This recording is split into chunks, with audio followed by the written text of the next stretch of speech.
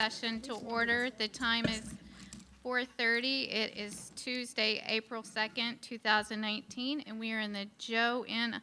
Idelette Junior Teacher Education Center. At this time, I would like to just say good afternoon and thank you for everyone that is in attendance today and watching on television. I would like to remind the individuals here and watching from home, this is a special called board business discussion session. No formal action takes place in these informal discussion sessions. All board action votes must take place during the board business meetings held at 6 p.m. on the second and fourth Tuesday of the month under the action agenda with proper notice to the public. The next business meeting is on Tuesday, April 9th at 6 p.m. The public is invited to give citizen comment during all board business meetings. We typically have never had, with this board, public input during our board discussions. Tonight's discussion will be limited to the review of the superintendent's search and process and timeline. With that being said, the board received an email last Monday from Dr. Rendell informing us that he is seeking employment outside of our jurisdiction. As we reviewed at the last meeting, in accordance to his contract, he is required to give us a 30-day notice, written notice in advance if he does choose to take a position elsewhere. In response to the superintendent's action, we have a duty as custodians of the school district to set an action timeline in play. We are here tonight to simply be proactive in ensuring that we not only think of one employee, but we also think of what is in the best interest of the 18,000 students entrusted to us, our 2,200 employees, the parents, taxpayers, and the $287 million budget that we are entrusted to oversee. I am encouraged as the chair and as a board member that we are doing the right thing by having this tough conversation tonight. So with that, let's begin. I had asked Mrs. Esplin to give you the backup, and you had the backup in your box. I don't have my backup currently with me. Normally Mrs. Esplin provides it right now. Could you recess the meeting so I can go and get my folder, please? Yes. Thank you.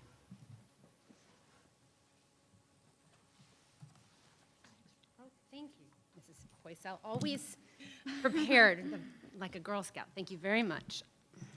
Okay. So at the last meeting, I had asked if the board would allow me on today to give us a historic perspective of what the board and the timeline in the past looked like for this district. And so I just want to briefly go through three different timelines.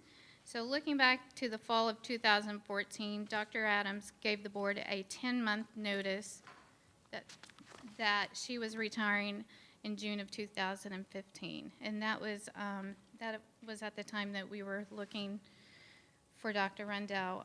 The board search timeline from the beginning to the end took approximately 10 months. The board contracted with FSBA Executive Director Wayne Blanton to oversee the search process. Unfortunately, Dr. Blanton is now retired, but they have someone that they have currently that does those searches.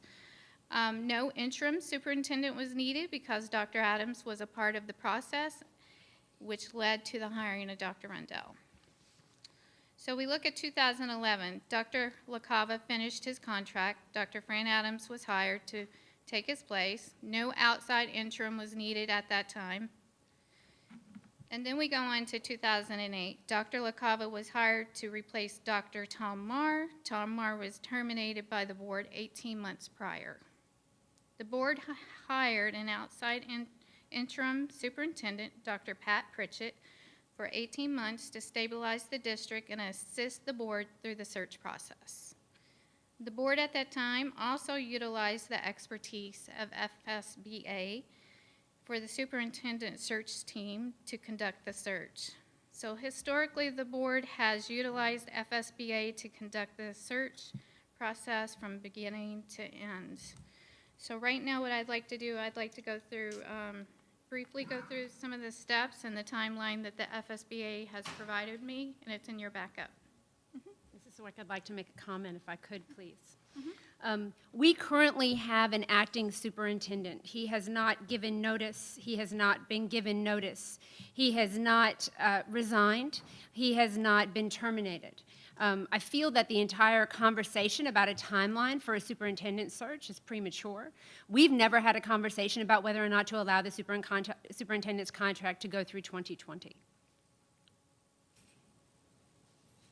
Okay, but the board did ask for this meeting today to review a superintendent timeline, so that's what I've prepared for today. Mrs. Zork, if I may, I don't believe that the board asked to have a meeting regarding the superintendent timeline. I believe that you have taken some steps over the past week, some unilateral action that makes me very concerned as a board member, that I don't believe have been representative of the entire board. We have not taken any legal action or legal vote to move in this direction. We have not discussed working with a consultant. We have not discussed which consultant to work with. We have not authorized you to contact FSBA or FADS or Dr. Bill Vogel, who I know you were in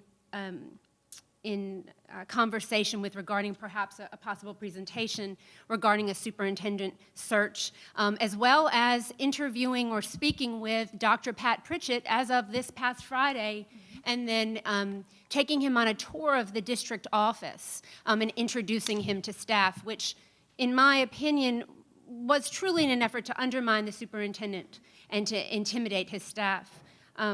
Again, I believe you've taken some unilateral action that is not representative of board corporate or any direction board corporate has given you, and I am extremely concerned as to how those types of actions may be hazardous to the board going forward legally. So board members, I would like to clarify here. During our last meeting, I had asked if we could have a discussion on the historic perspective of what the timeline looked like and how the board went about the process.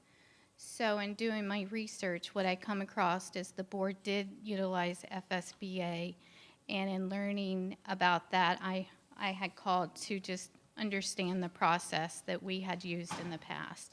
In addition, in the past, we did utilize Dr. Pritchett, so I did contact him to understand how do we go about the process when he was in the interim, and what processes did we take during that time. And I learned at that time that they also used FSBA. So I had not overreached my bounds as chairman, because I was tasked with doing research on this. And at this time, I would like to continue, and if you would indulge me for approximately 15 minutes, and then we can open up the conversation. I have one more comment I'd like to make, please. Thank you very much. I'm not an attorney, but I do have concerns about the potential legal impacts of Mrs. Zork's actions. I'm also concerned that the discussion at our last business meeting may also be legally problematic.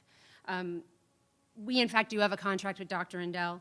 As I understand it, he does have a property right to the terms of his contract. If actions by a board member result in interference with Dr. Rendell's ability to perform his contractual obligations, I'm concerned that the board would potentially be exposed to liability for damages.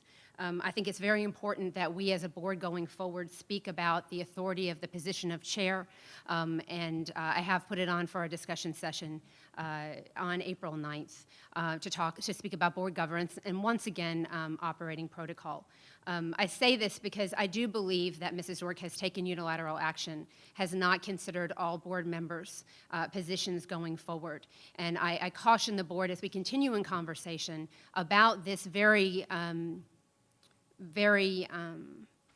concerning issue, that we are mindful of the position that we are putting the district and our students and our families in. Can I proceed, please? Thank you. So I would like you to look at the backup information I have provided you, because I want to look at historically we utilize the expertise of FSBA, I had looked at the steps of the superintendent search process. So I'm not going to go into all the details, but I think it is important to dive into the timeline provided by the FSBA. So in your packets, board members, you'll see, if you'll look up here, you'll see the agenda, and then the second page is superintendent search process. And then page 2 of, let's see, we're going to look at the timeline, which is page 3 of 3, which looks like this, okay? So as I was given permission to look at the timeline and help us understand what that looks like, I would like us to briefly take a look at this, okay? So according to FSBA, the first step, there's 9 steps, but the first step is the board discusses process, timeline, transition, qualifications, and methods of advertisement. That step could take up to 4 weeks. The second step, board meets to finalize decisions on above, engage community and advisory committee involvement, if any, finalize promotional materials and language, and location of advertisements. That FSBA, if you look, it takes between it takes about 9 weeks is what they have there. Third step, job posted and application submitted. That could take 9 weeks depending on how rushed we were to have to do that. The fourth step, search firm review of application references. That could take, it's showing up to 8 weeks. It doesn't have to take that long. Fifth step, community advisory review of applications if we desire to go that way. School board narrows pool of candidates and selects interviewees. So that's the seventh step, and that could take, as you look here, that could be time, that could take a lot of time. That could take up to 10 weeks. And the eighth step, conduct site visits, interviews, and community tours and community interviews. Ninth step, board makes final decision and negotiates the contract. That could take anywhere between, it could take a week, it could take 10 weeks, up to 10 weeks is what they have here on the timeline. And then finally, the start of the new superintendent, depending on the notice required to give his or her current employer. So they're saying up to 7 weeks on that. So if we'll look on page 2 of 3 of discussion 1. I just want to highlight down at the bottom what the FSBA best practices that they have is a minimum of 6 months should be allocated for a full search. Abbreviated searches can be conducted depending on the need of the district. I'd like us to look at the 4th bullet. FSBA has recently expanded their superintendent search process protocol and now provides an all-inclusive support system to the boards. This process involves board superintendent search prep, actual superintendent search process, new hire on board or onboarding, leadership transition, and the first year support as requested. So it just depending if what the board would want. All searches are conducted with the guidelines of Florida Sunshine Law. So that is the first thing that I wanted to review. That's a brief overview. So what FSBA is saying is it's definitely would be a 6-month process if that's something that we were to choose to have to look at.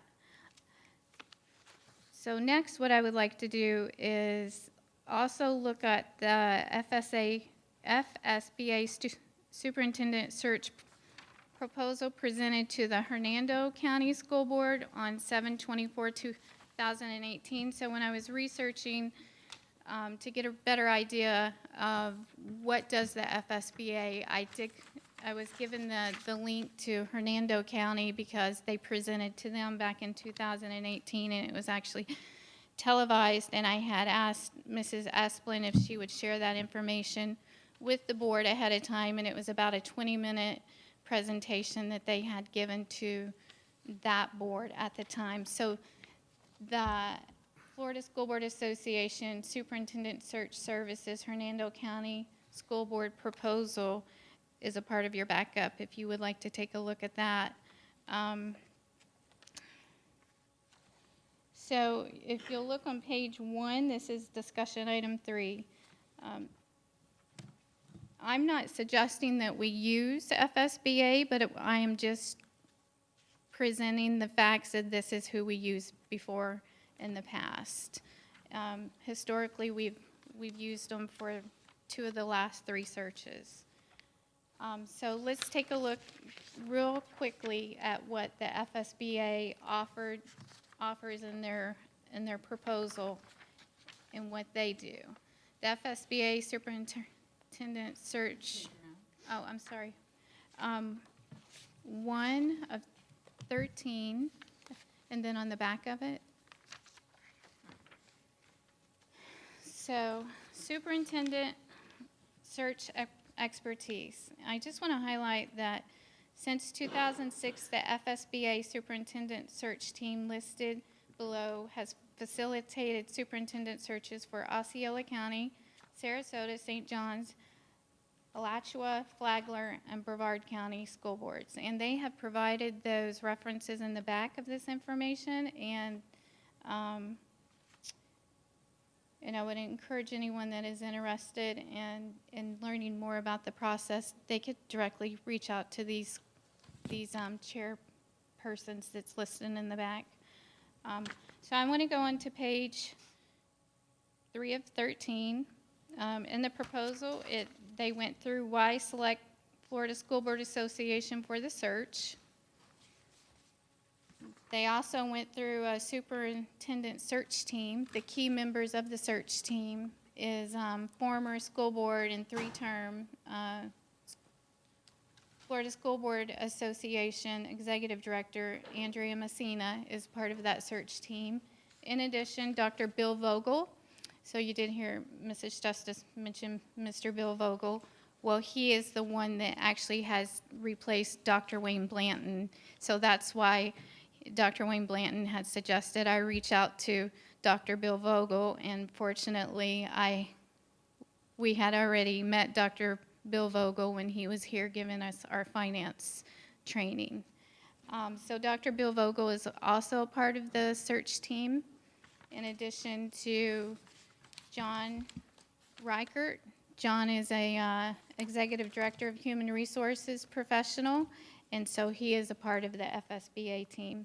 And in addition, the superintendent search team, they listed in their proposal any references if you would like to reach out and just ask them about the search process. That is on the back page 7 of 13.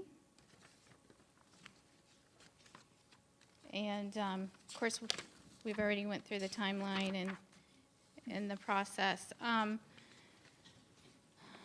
For their expertise and the leadership in the search of a superintendent, if the board was interested in utilizing them, I'd prefer that they come in and they talk about their presentation in person and answer any questions that the board has.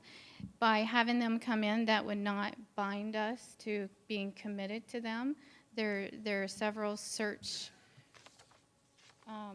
firms out there.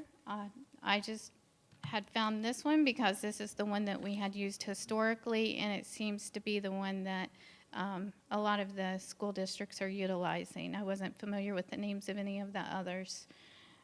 So I have reached out to the FSBA to ask them about the search process and the timeline.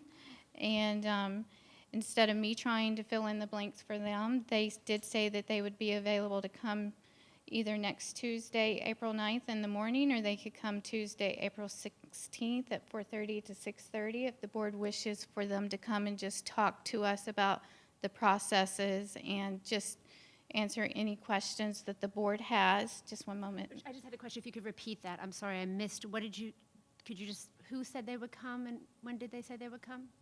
I have reached out to the FSBA and Andrea Messina, and they had said that they would be available next Tuesday, April 9th in the morning, or they could come Tuesday, April 16th, That's interesting. 4:30 to 6:30 at our next available time, to provide the board with similar presentations and options and timeline that they had provided with Hernando County, to give us the opportunity to ask any questions from the experts on the superintendent search process, or as a board, if you have any other questions not related to the superintendent search, that out of courtesy, they would come and sit with us and meet with us at no charge, just so we know they would come here and talk to us. In addition, Dr. Pat Pritchard is here in the audience with us. Dr. Pritchard was the interim superintendent from 2017-18. He's here and he's available if any board members would like to have him come up and have any questions for him about smooth transitions, the process while he was here, and give advice on expertise and when he was here, and he did go out and it was a part of utilizing the FSBA in that search process. So, with that, that is what I have to present tonight, and I would like to open this up for discussion. And I would like to go around, and then we can circle back around so that we can give everyone fair time to speak. Mrs. Rosario or Mrs. Justice, Mrs. Berenborg, who would like to speak first? You were ready, go ahead. I just wanted to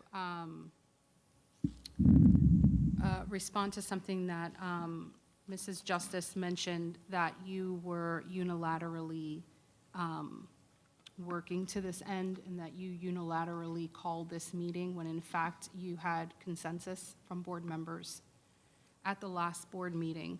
So you are not unilaterally working to this end. You presented it to us, and through consensus is the way that the board works, and that's how we are here. I also would like to reiterate a question that I presented to Mrs. D'Agresta, our counsel, our legal counsel. One of the questions that I asked at our last board meeting was, if we were to begin the vetting process, would we be violating the superintendent's contract? And the answer was no. We are not violating his contract, so I do not believe that we would be in any legal, that we would have any legal ramifications as a result of this vetting process. I'm sure Mrs. D'Agresta could kind of chime in or correct us.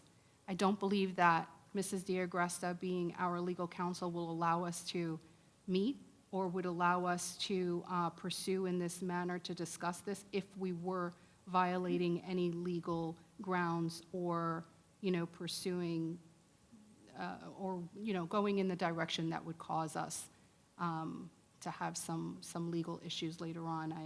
I want to trust that she would advise us rightly, because that's exactly what she's here for. I also wanted to kind of remind us that we're not here to, if I understand the request to be here, it wasn't to ask the superintendent today, it wasn't to ask him to step down, it wasn't to ask him to resign, it wasn't to fire him or anything like that. We were only meeting, we agreed to only meet to discuss what it would look like to begin the vetting process for a new superintendent in the event that he should give notice. We would only have the 30-day window, and so getting a head start on that process is something that we agreed to meet for that purpose. Lastly, I'd like to kind of just throw it out there for anyone, any principal, any assistant principal, any superintendent, any assistant superintendent. If you are told, let's go to the principal. If a principal is told that their fifth grade teacher is looking to interview elsewhere, your first thought is, oh my gosh, I have to replace my fifth grade teacher. If an assistant superintendent is told that one of their principals is giving notice that they're just interviewing elsewhere, the first thought for any superintendent is assistant superintendent is they're going to think, I have to replace my principal. Eventually, I may have to replace that person. Doesn't necessarily mean that it's going to happen, but it is naturally and organically going to be a concern for that administrator who is going to take this position in the event that this person were to leave. The same would be true for any business owner, worker, anybody who is a supervisor would take that. So I actually think that having this discussion or not having this discussion would put us at I mentioned this at our board meeting, would put us at a very disadvantage and certainly put us back. If May comes around and if in fact the superintendent were to accept a position, we would have a head start essentially on the process. And I think that's what we're here for. So to put this district first in that manner is something that I agreed to through my consensus. I didn't agree to anything else. So I agreed to just that, and that's what I'm here for. In this process, we are not tying the superintendent's hands for anything else. He's still working, he's still the superintendent, he's still taking care of the day-to-day ins and outs of our school district, and that's really the way that it should be. This also should not have anything to do with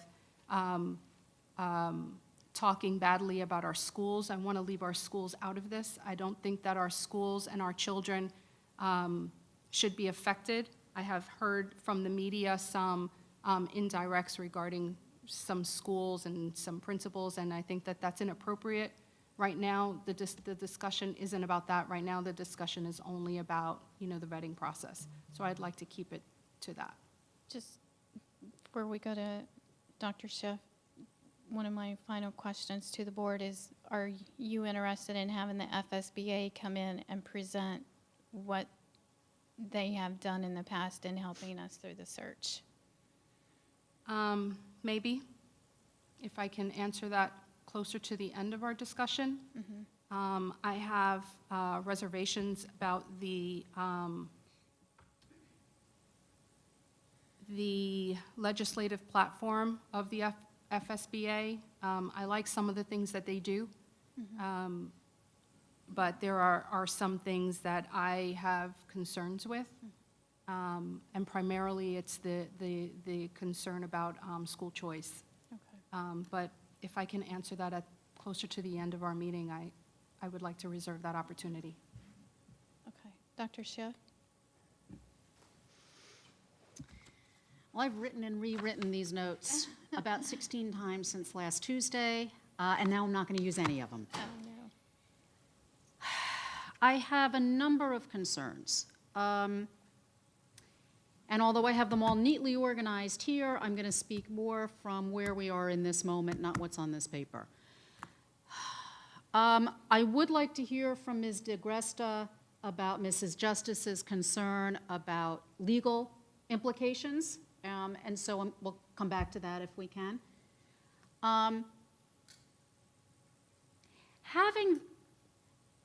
Having this conversation is an important conversation. It's probably the most important conversation that we will have as a board.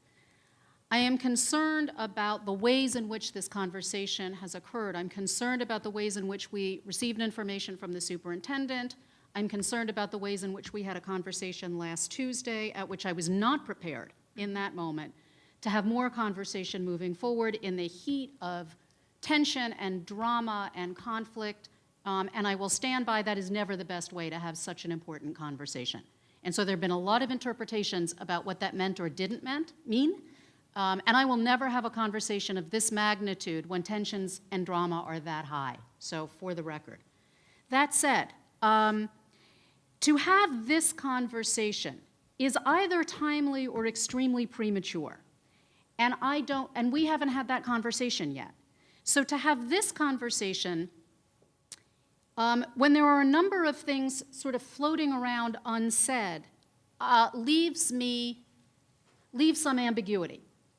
And so we are either having a conversation way, way in advance of the termination of the superintendent's contract, which is now 15 months away, understanding that it will take us potentially 6 to 8 to 10 months to search for a superintendent, and if it is the intention not to renew that contract, then it is appropriate at some point prior to the termination of that contract to have this conversation.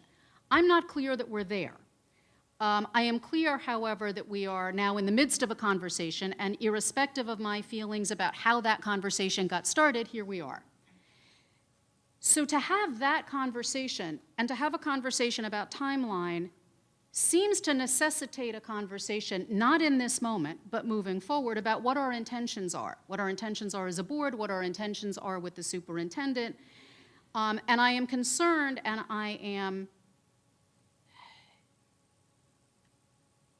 I feel strongly that we as a board need to operate collectively. We need to operate far better than we did last Tuesday. I am concerned about the ways in which we are being watched, both locally, statewide, and hopefully not larger than that. But I'm clear that many people were aware of that conversation last Tuesday. I am clear that it demonstrated disarray. It demonstrated a lack of consensus among the school board because we were not prepared to have that conversation. I am completely open to having that conversation. I've done a lot of thinking about it since last Tuesday. I have clear thoughts about it, but this is not the time to have that conversation. It is important, however, that we have that conversation. And in order to do that, I want to be clear that that conversation is significantly the most important conversation we may have as a board. We need to have it carefully, we need to have it thoughtfully, and we need to allow enough time for that conversation. While I had not thought of it prior to this moment, I would welcome a conversation about that in our next board discussion on the 9th. I think we have a number of other agenda items, but I'm pretty clear that this one's the most important, and I'm willing to second pretty much any other agenda item we might have to have this conversation next Tuesday.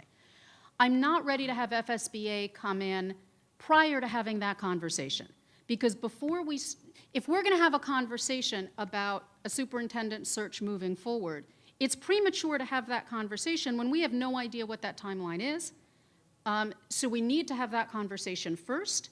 Second, if we decide to have that conversation sooner rather than later, we need to be clear about that. But at the moment, no superintendent is going to be interested in coming to this district for a timeline that's ambiguous, that might be 15 months from now and might be sooner than that. Moreover, I'm not clear how that's going to affect our CFO search. I'm not sure how that affects how somebody wants to come into this district with this board, with this level, frankly, of drama right now. And my concern is that we demonstrate to our constituents, to our citizens, to the media, to everybody, that we are in better control of that conversation. So I want to have that conversation, and I want to have it carefully before engaging in a conversation about a timeline. And before engaging, because I think you're right, Mrs. Zork, this is an incredibly important conversation, and understanding the timeline really matters, because it's not a discussion that happens, it's not something that gets resolved in 30 days. And if we are in the position of having to make a decision in 30 days, I would rather be prepared than unprepared. So I don't disagree with having the conversation, but I think there's conversations we need to have first, and we need to have carefully, and we need to demonstrate that we are a board that can have those conversations in a reasonable way and that we can work together moving forward. That's all I'm going to say for now. I have a lot more to say, but I'm going to leave it at that for now, and then we'll come back for discussion. So clarity, Yes. conversation next board meeting on, What are we doing, frankly? Because if we are considering terminating the superintendent's contract before June of 2020, then we need to have that conversation. If we are not considering that, then that's a different conversation. But we need to have that conversation first. It needs to be noticed. We need to have it in whatever way we're going to have it. I'm not saying we shouldn't have it, and I'm not saying that I don't have thoughts about it one way or another. But that's not what this meeting was noticed for, so we can't have that here. But we need to have that conversation really, really clearly, and we need to allow enough time for it. so just to And clarify. that is not Okay. anything that was on, Right. not- So just to clarify, on Tuesday. it should- Tuesday the 9th, we have a board no, discussion. This past Tuesday, it was Yeah. your understanding that we were going to have a conversation about timelines and processes today. To be completely honest, Uh-huh. in that conversation, I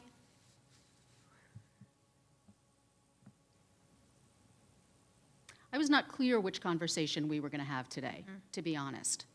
I was taken aback by the conversation we had, the level, the way in which it escalated, and I have stated and will continue to state, I'm never going to make decisions of this magnitude in that kind of an environment. So at that moment, I was pretty taken aback by the conversation we were having, the challenges we were having in that conversation, and we can have conflict, it's fine. But we need to have ways of dealing with conflict in healthy ways, and that was not happening last Tuesday. So I'm happy to have conflict. I'm happy to have the discussion. I think it's a healthy thing to do, but not that way, in that moment. So I'm suggesting that if we're going to have that conversation, we have it. We have it. You know, let's just put it on the table and let's just have it. It's the elephant in the room. Let's address it, but let's address it in a meeting that is for that purpose. Okay. And until we have that conversation, I can't make a decision. I do not have the concerns that Mrs. Rosario has about FSBA and their legislative platform. I have had only positive interactions with anybody at FSBA. I don't share that concern at all. But I'm not ready to have a conversation about how we move forward until I can give FSBA or anybody else some direction about when that process starts, when we're looking to end it, how we're looking to have it, and then we can have that. And then it's appropriate to bring them in. But I'm not sure. We may be there in this moment, but this is not the meeting that was noticed for that conversation, and we need to have that conversation. So that's, and there's more, but I want to hear from my fellow board members and then come back. Okay. I have a couple questions before Okay. I talk. Oh. Sorry, and I forgot to come back to Ms. DeGresta about the legal issues, but we can come around to that. You want to do it now? Yes, please.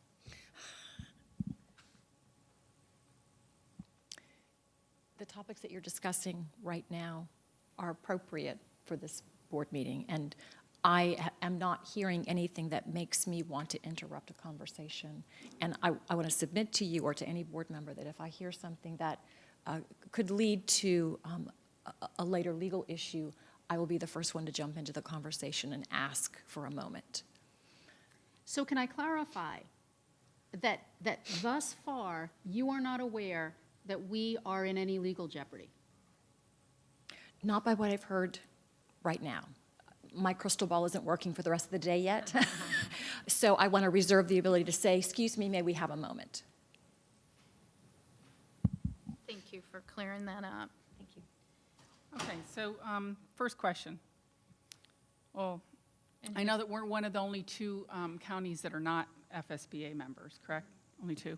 So if we're not members, then we would have to pay a fee then to have them come in and do that, correct? For the superintendent search? Correct. If we were a member, or even a non-member there's still a fee for that search. We paid a fee back in 2014 as a member, So it's a bigger fee than as a non-member. They said that they would work with us if that's something that we would be looking toward. But I do have the numbers here, what it would cost if we wanted to become members, prorating it starting on April 1st, 2019. I have those numbers. Can we hold off for Yeah. that? Okay. So that was my next question, was cost, but we'll get at that. Then will they do a search with the sitting superintendent? Are you, I'm asking Okay. you, will they do that? Did you ask them? I basically just wanted to know what their process and timeline was. Those are type of questions that we would have to ask them when they come here and how they typically go along like that. Okay, because I know this is a very rare thing to have, ask for a search when you have a sitting superintendent that has not resigned. So I was just curious whether or not they would even do a search. I'm not sure if that would happen. But I did prepare a statement. I am going to read my statement because I did, I spent this past week reflecting on last week's events, and I attended some school and school-related functions where I was approached by staff members, teachers, and concerned citizens, and everyone had differing opinions. It was very clear that this situation has caused turmoil in our schools and has caused some division in our community. I read the numerous articles and social media posts and can really understand why people are conflicted. Even students are posting their views. There is a lot of information and misinformation floating around. My greatest concern is for our students, our teachers, and our staff members. Some approached me with extremely strong opinions, and some told me that they were afraid to speak, either in support or not in support, because they were nervous of what others on their campus might think of them. Testing started today and will be continuing until mid-May. Our schools should be focusing on exhibiting what they've learned this year and as they work so hard to improve. I don't want us, the board, to be the cause of such controversy at this critical time and take away the focus from their efforts. A few comments that I have read and heard have suggested that board members may have violated sunshine laws. This concerns me greatly as I'm a part of this board, and I want to be proud of being a member of a group of professionals that are respected in our community. We all had ethics training. We all had a review of the sunshine laws, and I trust that my fellow board members are following what we learned in Tampa. With that being said, I was unclear about the accusation about speaking to reporters to act as a liaison, so I called our attorney. She told me that she thought board members were okay in speaking to reporters, but encouraged me to call the State Commission on Ethics. I called them, and I have in the past, as recently as when I decided to run for board. I wanted to be proactive and ask them about any conflicts I would have as an educator and an author in another district before running. I found their office to be very helpful and objective. I found the same this week in my call to them. After discussing the article and suggestions by others, they referred me to the Florida State Attorney General's office. Before this call, I went to their website and found a precedent case. The specific section of the Sunshine Law in question is Section 7C, the use of non-board members or staff to act as liaisons. The precedent case was about school board members that have conversations with the press. I asked the office and also found them to be extremely kind and helpful. The attorney I spoke to affirmed me that what I thought was correct. Any allegations that I have read about do not apply here. Therefore, in our opinion, in their opinion and in my opinion, no school board members have done anything wrong by talking to the press. All of the attorneys did, however, say that board members should be very cautious when speaking to the press, especially on voting issues. And I wanted to be clear and clear that up for the public. As far as evaluating the superintendent, I have been gathering facts and data about the different goals that we must judge him on. Because many of those goals are based on performance data, I still need this year's data to objectively evaluate him. That data won't be available until June. July is when evaluations are set because not only is data available then, but the fiscal year is closed and schools are mostly closed. So if we did decide to seek another superintendent, we wouldn't be disrupting campuses as much. Indeed, to move up his evaluation simply because he had retained counsel for the negotiation of his contract in my opinion, would be short-sighted on the part of this board. I'm also concerned that the actions of this board may very much work against us. Any qualified candidate will do their homework and will watch our board meetings. I want them to be confident that they can trust us to be fair and consistent in our decisions and actions. If we remove the superintendent now, without cause, who will run the district while we're in the midst of testing and wrapping up the year? That would be very difficult for an interim superintendent. If Dr. Rendell finds employment and gives us 30 days, he would still be responsible for getting us through most of the testing season. An interim superintendent can come in and work this summer if needed. I, for one, would like to settle things down for the sake of our students and our schools. Take our time, do our homework. We owe our schools, our employees, and our superintendent that. Therefore, we need to make the decision on schedule, which would be in July. Okay, thank you. Thank you, Mrs. Berenberg, for doing your research and clearing that up. Sure. Thank you. Mrs. Justice? Thank you very much, Mrs. Zork. I believe it's in paramount importance for the board to discuss and reach a clear understanding of the authority of each board member, including the board chair as an individual member and as compared to a member of the collective board acting at an official notice meeting. Absent an official policy change, that understanding must be grounded in the adopted board bylaws and policies, which must be consistent with current law. If we are going to proceed to engage a firm to conduct a superintendent search, we also must take action to create the vacancy for which we would be searching. If Dr. Rendell secures different employment, he has contractual obligations relative to providing notice, and we have no reason to believe he will not honor those obligations. The board would then have a range of options to provide continuous executive leadership for the district going forward. I'd like to second what Mrs. Berenberg said regarding testing starting today in our schools. I'd like to apologize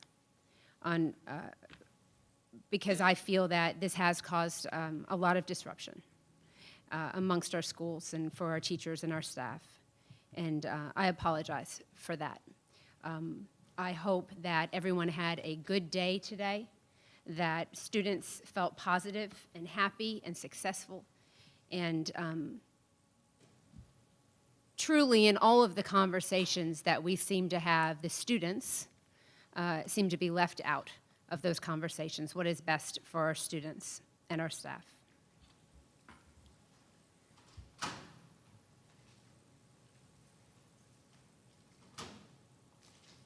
Okay. Is that it? Yes, ma'am. Okay. Mrs. Rosario? Thank you. Thank you, Madam Chair. May I pose a question to Dr. Schiff? Yes. Dr. Schiff, in your comments, you said that you would prefer to have a subsequent discussion, but I was a little unclear on the purpose of that discussion. Sure. Please. If we're having a conversation about a search and a timeline, that presupposes that we either are going to make a decision or have made a decision about when that timeline might start. If we have not made that decision, we need to acknowledge that this is a fairly abstract conversation, that we happen to be having in a fairly abstract way. At some point in the future, we might want to have to search for a superintendent, and we should just know what that looks like. Mm-hmm. If we are having a more concrete conversation, presuming that we are going to be engaging in this in some finite time frame, we need to get clear about that too. Mm-hmm. So if we're having a nice abstract conversation about, yeah, sometime we might search for a superintendent, okay, then that's what we're having. But if that's not what we're having, let's call it for what it is. Let's call it for what it is. Let's address kind of, whatever the metaphor is, the monkey in the room or the elephant on the table.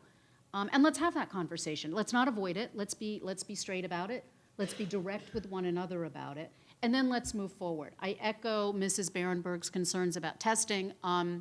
That said, my conversations with people in schools have not led me to believe that it's affecting testing or it's affecting students in that way. Others may have had different conversations.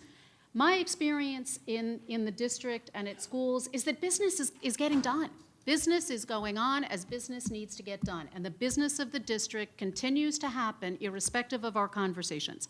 They do what they have to do. That is our pride and our privilege of the people who serve in this district. And I trust their integrity and I trust their professionalism in that. So I am less concerned about that at the moment, because I think business will get done.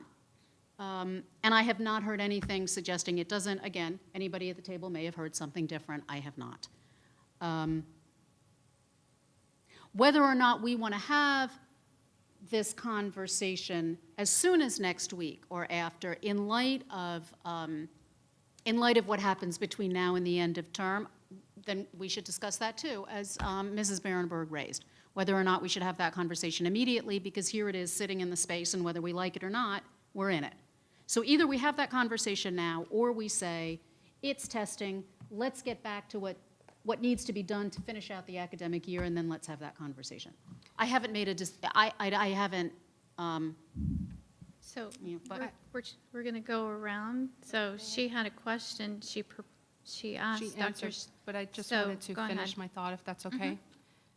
Thank you for that, because I just wasn't sure exactly what you were referring to. I went into a school today, and though teachers and staff are concerned about this topic of conversation, Dr. Schiff is right, work is going on. It is not affecting the children in that sense. So I think that we can rest assured that,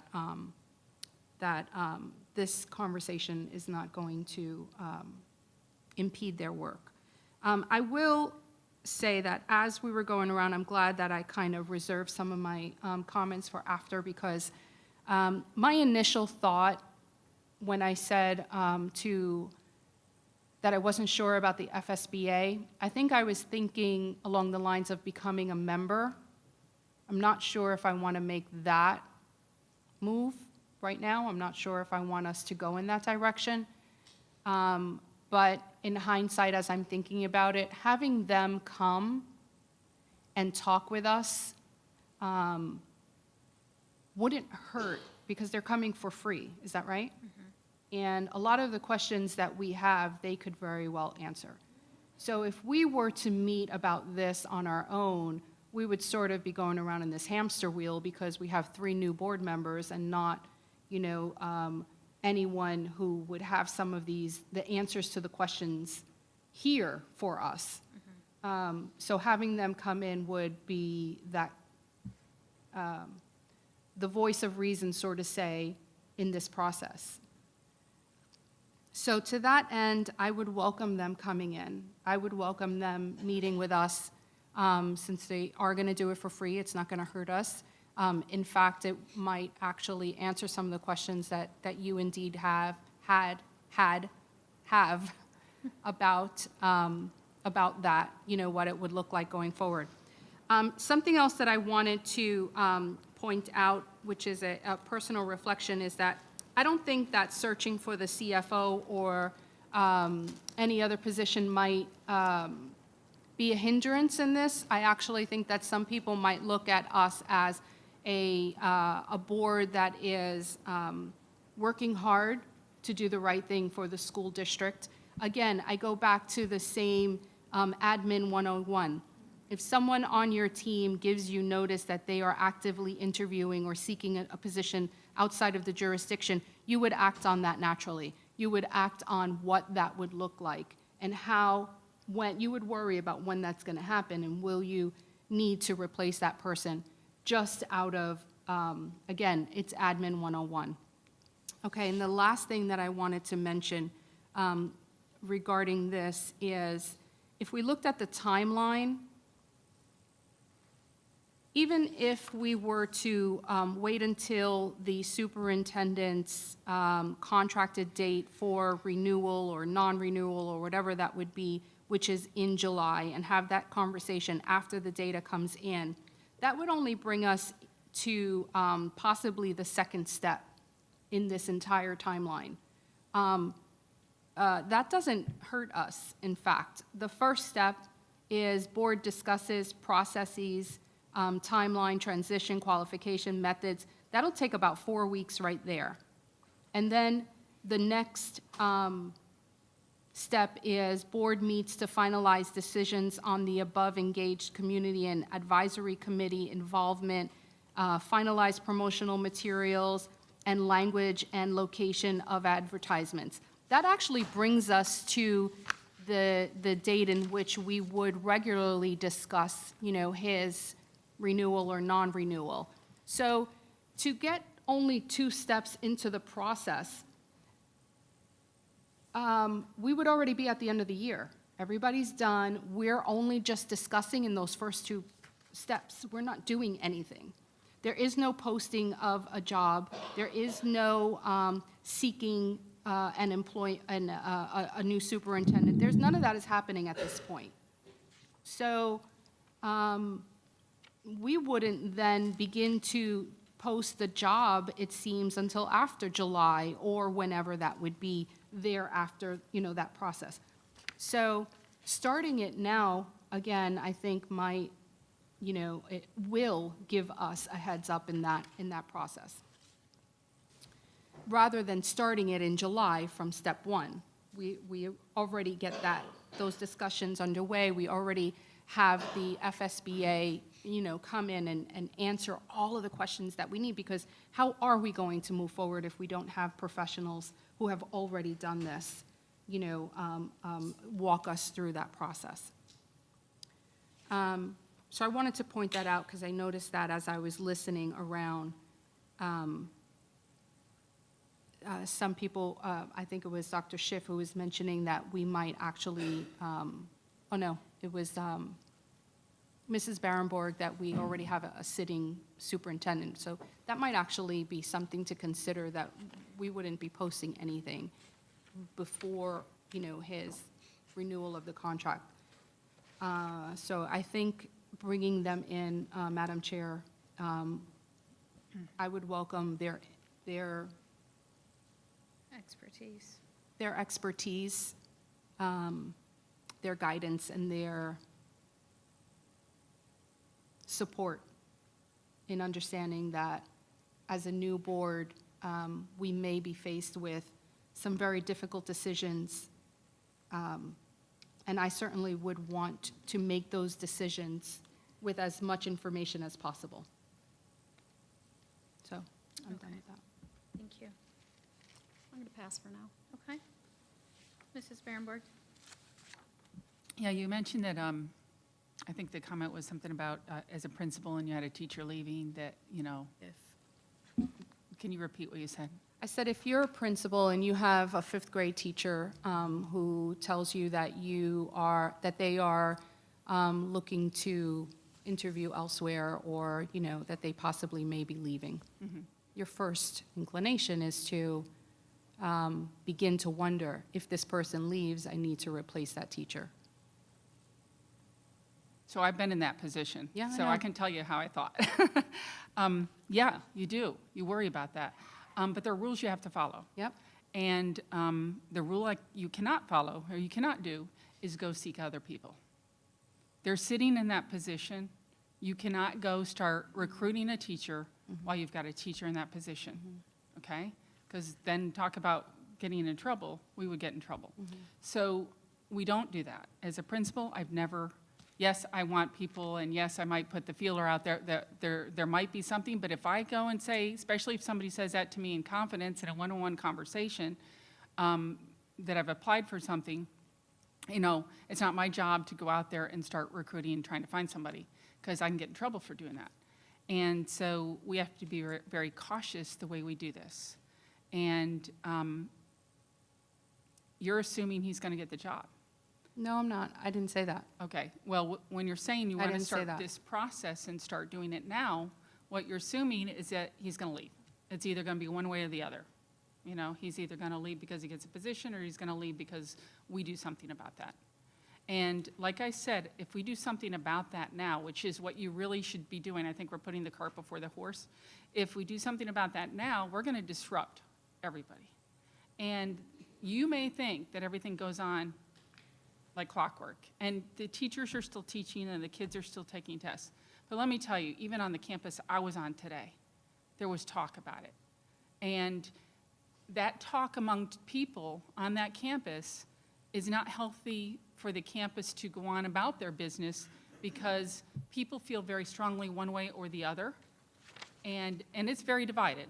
It is. And people have very strong opinions, I get that, and I'm listening. But I also think we have to be very cautious about how we handle things. And we can't just go off of, I had this happened, or I heard about this, or this is a comment. You know, we have to collect data. We have to be very careful. And I think we can't put the cart in front of the horse. We have to do things in the right manner, in the right way. And as a principal, when I had a teacher that would say to me, I'm going to leave next year for XYZ reason, I knew I had to wait until the opening was there, until I could proceed. And you know, this is something we should not jump at. We should not jump at, because we want to make sure that we have the right person in place. And if they're going to do their homework, they're going to watch us. They're watching us. And we have to act as a professional group of women that are doing the right thing for everybody. And I want to do the right thing for everybody. I do. And I think that I just want to make sure that we're doing it in the right order and the right way. And take a deep breath and sit back and look at everything. I don't want to rush anything. Which is exactly why we should have conversation. But may I ask oh, I'm sorry, I apologize. Write your question down and we'll ask. Mrs. Rourke, may I speak now? Yes, you can. Thank you very much. Dr. Pat Pritchett is in the audience today. He served as an interim superintendent here in Indian River County Schools. Welcome, sir. I've heard wonderful things about you and the work that you did in our schools from many people. So thank you for your service to this organization. I appreciate it. I have 4 children in our public school system. Stability is very important. Much to the analogy that my board members have shared, if you had a 5th grade teacher and she had shared that she may possibly be considering seeking other employment, and you had a previous teacher that had worked at your school that was now available, if you took them on a tour of your school and you brought them into classrooms and you said this person had worked here previously and they are, you know, they've been written about in the paper and all of these things, what kind of a message does that send to staff members in this building? It could be seen as innocent. You could say it was innocent. But I do not believe that the intention was pure. I find it to be concerning, and I do believe that any superintendent who will come here after Dr. Rendell leaves, if he chooses to, or this board chooses to terminate him in some way, deserves to be respected. This is bigger than Dr. Mark Rendell. This is about protocol, this is about following policy, and this is about being respectful of individuals and following our board policy. There is procedure in place as to how to operate. I will be clear and say that Dr. Bill Vogel or the FSBA, they absolutely want superintendents to be respected. And they absolutely want to ensure that things are done in a professional manner.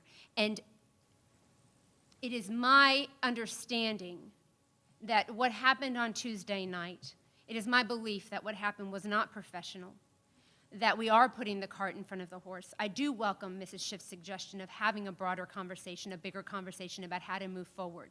But to feel as a board member that you are somehow being kidnapped or put into a position that you haven't agreed to and that we are moving forward in some way is concerning to me.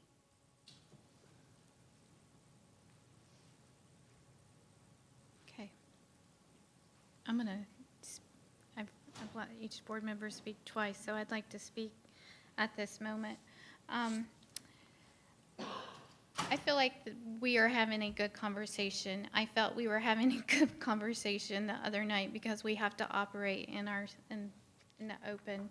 We were given the information on Monday prior to our Tuesday board meeting that Dr. Rendell had sent an email to the board that he is seeking employment outside the school district jurisdiction.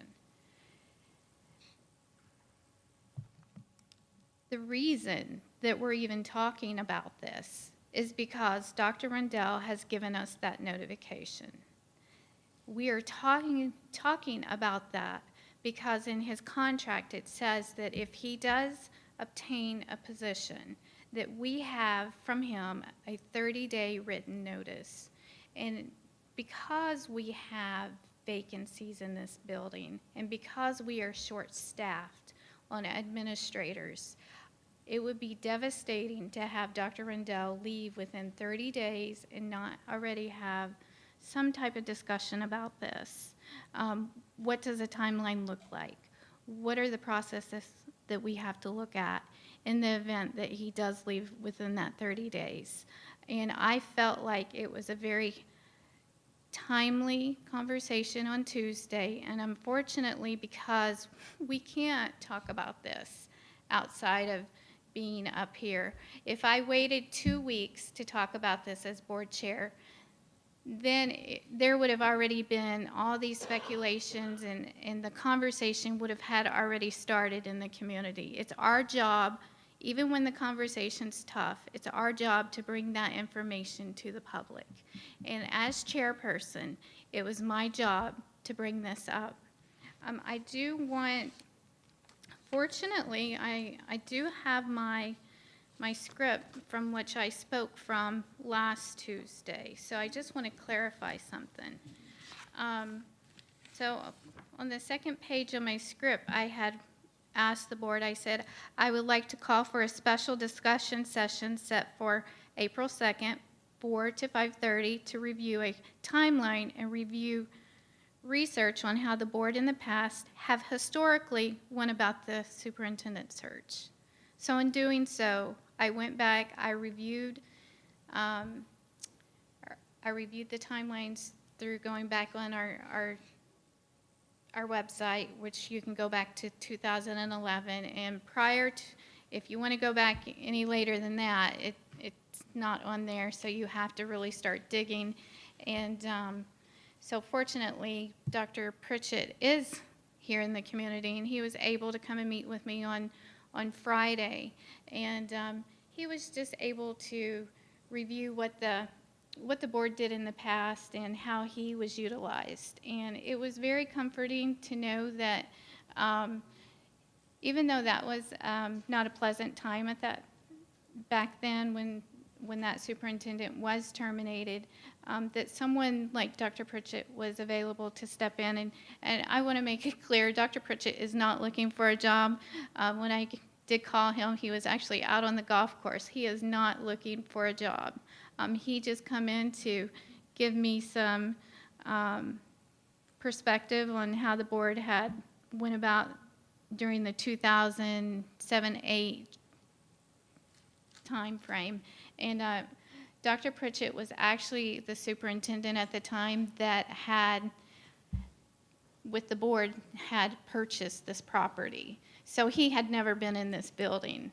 And it was just seeing it from beginning to end, to actually see the building whenever he said it was just a cow pasture when he was superintendent. So it was very, I did show him just on the bottom floor how the building was laid out, but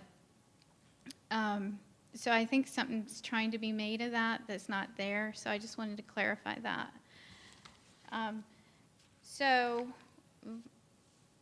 going back to, we're really getting off topic because I feel like there's a lot of accusations made against me for bringing this up. I've clarified that I didn't act unilaterally, that when I read my script that I had asked for a meeting about the timeline and to bring back historical perspective of what the superintendent search was. So I think I've showed that. Hindering or causing for legal action, I think Mrs. D'Agresta has cleared that up. Violating the law, I think, again, we have tension here, but I don't like the fact that we're speculating and we're making these accusations that don't really need to be made right now, because there's no need in that.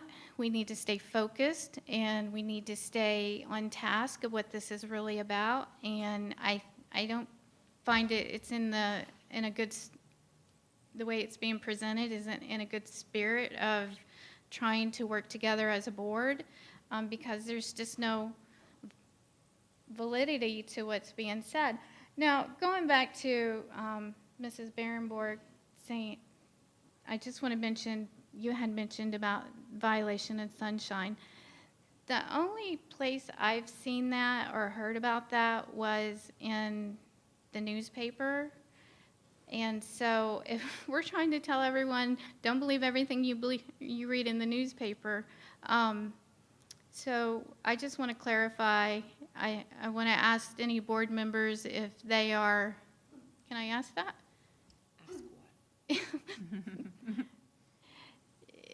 If we have any board members that are talking to any other board members about the superintendent's contract, because it was insinuated, perhaps that could be. I mean, we need to clear that up because, go ahead. Yes, I read about it, but I also was approached. Okay, So that made me nervous that as a board, and like I said, I'm part of this team. That's why I wanted to make sure that I had done my homework and investigated it and made sure that we were okay. right. Yeah, I'm okay with answering that question. Yeah. Can we Absolutely. answer it? Yes. Please answer the question. Would you like us to go in order, or should we just jump in whenever we're ready? No, simply, but I think that, It's just yes or no. oh, Oh. yes or We'll no? come back, we'll come back. To clarify, is Yeah. the question, have I at any time ever spoken to another board member about a decision that may come to a vote, or have I ever spoken to a member of the press about something, about a potential vote that I might make? What's the question? Well, Sure. the question. No, to both. Right. I mean, if that's the question, no, of course not, nor would I. And I'm extremely careful, and anybody who has spoken to me, I have specifically said, I will not put either you or me in the position of me telling you something I might do in the future. I won't do it if you're a personal friend, I won't do it if you're a member of the media, and I sure as heck am not gonna risk jail time or fine by talking to another member of this board about something I am legally prohibited from doing. Absolutely. Absolutely will not happen, I That can was supposed to be guarantee you yes or that. no. I know. Okay, you were told yes or no. Let's supposed go, to be yes or let's no. go back to Mrs. Rosario, wasn't so clear it if the doesn't answer seem was- like. Was, no, I've never done it, or yes, I'm agreeing that I've never done it. So I Right. wanted to clarify the question. Well, I think this is an important question. I know it seems, this is not a lighthearted question because we took an oath, and by law, that is a violation of jail time in addition to paying a fine. And so that's why, even though it might be lightly thrown out there, it's not a light consequence. So, did you want to, I didn't mean to cut you off since Dr. Schiff. Since I ranted. I just wanted to say that I believe this concern came about because of an article that was posted in the Vero News. And frankly, half of what was reported in there was untrue. So that's all I wanted to say. And I cannot believe how the media has twisted things completely around. It's sad that we can't have right reporting. Definitely. So that's all. Mrs. Berenberg. Yes, I learned years ago as a coach to be extremely careful with the media because you can get misquoted very easily. I know they have a tough job, and I know they need to sell papers. So with that being said, no, I did not have a conversation with anyone here about any of this. As a matter of fact, I'm afraid to talk to all of you. Right. And not to be unfriendly, but I also would never have a conversation with a reporter about how I intend to vote. As a matter of fact, I was asked that by a different paper, and I said, no, I am not going to have that conversation. I will talk about anything else, but I'm not going to talk about that. Mrs. Justice. The answer is no. Okay. And my answer is absolutely not. I love my family, and I know what the law says. And I've been on the board long enough to be through ethical training. So I don't appreciate the reporting on that or wherever anyone's getting that information. It's very untrue. So I feel like we're getting off topic, but I think it was we needed to clear that up since we had that mentioned. On that topic, though, I Yes. want to clarify something. Okay. There is a difference between talking to reporters about things that are germane to the board and the district, and talking to reporters about things that are going to come to a vote and acknowledging how we might vote on something that's controversial. Talking to the press is an area of transparency and an area of willingness to share what we're doing in ways that members of the public who don't attend our meetings or don't watch them may want to know about. And I have we are not prohibited from doing that in any way. Since I've been on the board, I've done that once. I asked the reporter with whom I spoke to please read back to me anything that she was going to say that I said. But I don't think it's wrong for us to necessarily speak to the press and be clear about what we want to say. I think the issue is not do we speak to the press. The question is about what do we speak. And let's be clear about that we do not violate confidence with each other. We do not speak about matters about how we're going to vote on something. That's different than, are we ever going to speak to the press? And I just want to, for the record, clarify that. So I think a wise counsel would be to, if a reporter has a question and you don't know really, Then decline to answer, which I've done. well, Sorry. not only that, but, and the reporters that have been around for our community knows that a lot of times that I'll say, can you email me the questions so I can actually put it in writing, and I just don't say something that could possibly cause issues down the road. Sorry about that. But I would like to get back to the topic, and the topic is timeline. The reason that the timeline is being discussed tonight is because Dr. Rendell did give us that notice. So my job as a chairman is to make sure that we're proactive and we're not reactive. And so that's why I had suggested that we have the FSBA come in and just, not only would they come in and talk about timeline, but I can bring them in and we could just bounce questions off of them right now, because I feel like right now I'm sensing that there's a lot of questions that we might have that we could just ask them. Go ahead. In response to a couple of the things that have been said, Mrs. Zork, I actually agree with you that it was your responsibility to bring this up. That the way we were notified about the attorney and the possible job opportunity, I believe you were being responsible in bringing that up. I tend, frankly, to disagree with how that conversation happened, but not that it happened. And I think you were exercising appropriate authority and responsibility as a board chair. I think it's important that, given the set of circumstances, that we have the conversation and that we have it now. Now, how we go forward is a different question. And to Mrs. Justice's point about, I've forgotten exactly how you said it, but that we weren't prepared for the conversation, and that sorry, I don't remember exactly how you said it. We were given information, we weren't prepared to have the conversation. It felt like we had somehow been, and I used the word kidnapped, and I think that was just that's a reaction of this feeling of, we started heading down this path that we weren't prepared to have the conversation. And I'm willing to have any conversation. I don't have any issue with discussing anything, any possibility, but it needs to be done in a respectful and professional manner. And I don't believe that it was handled in a respectful or professional manner that night. So to that, this is neither the first nor the last time we're going to have difficult conversations. So if we're not used to it now, we best get used to it, frankly. Because it's going to happen, whether we like the way it happens or not. And if we're not, it's kind of time to pull our pants up. There's a different expression for that, but we're in public and I'm not going to use it.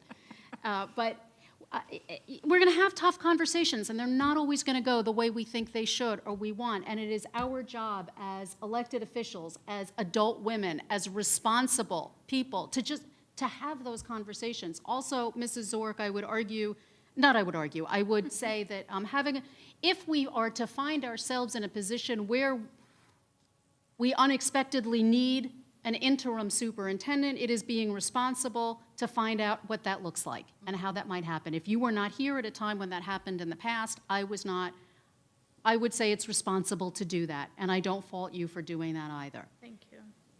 That said, all of that, what matters now is frankly not what happened in the past and how it happened. It matters how we're going to go forward. And let's make some decisions. I don't know what time it is. I haven't been looking. But let's have some conversations then about how we're going to go forward, because right now, how we demonstrate our capacity to move forward responsibly, I think is the most important thing. Thank you. Go ahead. I was here when it happened. I was an assistant principal when it happened.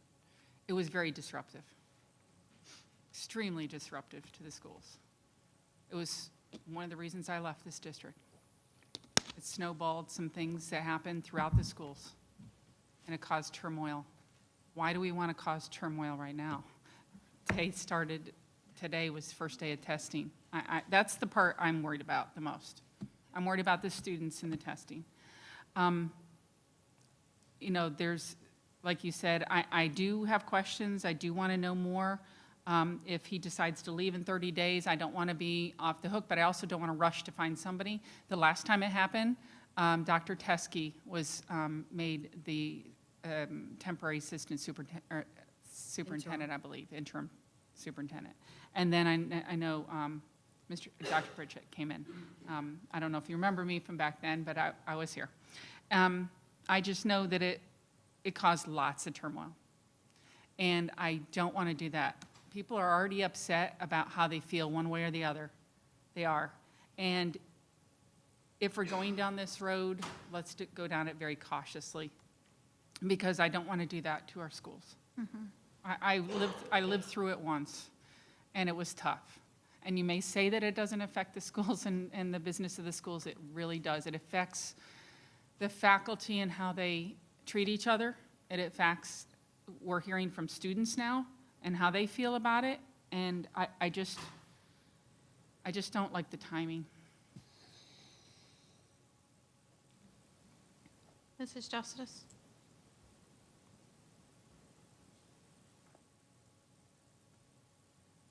I have nothing to add at this time. Okay, thank you. Mrs. Berenberg, I can respect the fact that the timing is very poor. But again, the only reason we're having this conversation is because of the timing of the email that we received. And so just to go back to the fact that this wasn't going to be on this, we should be worrying about how the district's going to be performing and getting ready for graduations. And tomorrow morning I start the Agnes Peebles interviews with the seniors. Those are the type of things that we as a board should be looking at right now. But unfortunately, we've been put in a very bad situation by our superintendent because we did get that email. And therefore, knowing that he is actively seeking employment elsewhere, and we have a contract with him that says he could leave in 30 days, having a conversation about timeline and searches is not premature in my thoughts. It's just being proactive. I do have a question for Suzanne, Mrs. Diagresta. Is it, I know we've clarified that we're not violating contract with the superintendent by just looking at the search process, or even if we were to post it, if we went to that extreme. But in the district, are we not allowed to post if we know a position's going to be becoming vacant? We can't post for that position? Because I wasn't aware of that. I'm going to defer to the Human Resources Department Okay. on that. I can't speak to your internal processes or how you work that out. Okay. So, so again, I need direction. Give me direction of where you want to take this conversation today.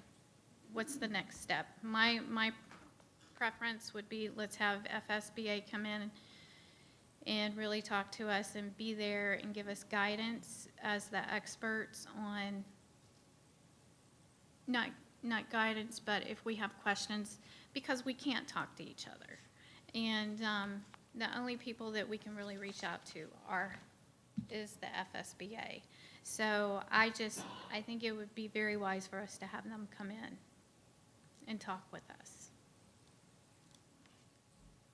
Can I just ask again? I'm going to ask, I think before bringing them in, everything, we need to know whether or not they'd even do a search for this sitting superintendent. And also, why are we just looking at them? If you say there are other groups, shouldn't we invite the other groups in as well? Like I had said earlier, I'm not familiar with any other groups. I was just looking at who we used in the past. In the past, we had not used any other search firms in the last 3 years, or in the last three searches. But I was looking online, and there are other ones out there, but I don't know anything about them. And that's something that we would have to look at. I'm sure they have a list of other groups besides themselves. I'm not trying to sell FSBA. I just know that they're the professionals that do this for other counties. So I'm not trying to sell FSBA. In my preliminary and completely not complete research, because it was in the documents that were provided about cost. The cost here is for members, not for non-members.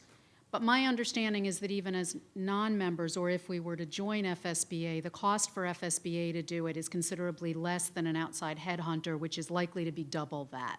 Okay. That's anecdotal evidence. It's not clear from it's completely anecdotal from preliminary and not conclusive research. But that it might cost us as much as 2 or 3 times as more with a headhunter. But we would have to explore that.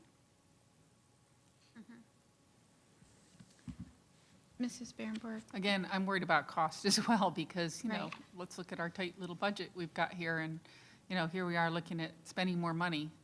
That concerns me, and I know, before you say anything else, I know that not moving on something can also cost us more money. So, believe me, I'm listening to everything, but I just think we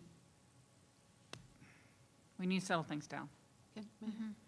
Can I pass this, Mrs. Berenberg? This was a question that you had earlier, and if you would take one and pass it to the other board members. I had reached out to FSBA and asked them this morning if we were to become members, proactive, starting from April 1st until the end of, June of 2019, that would be $3,750 for the full board.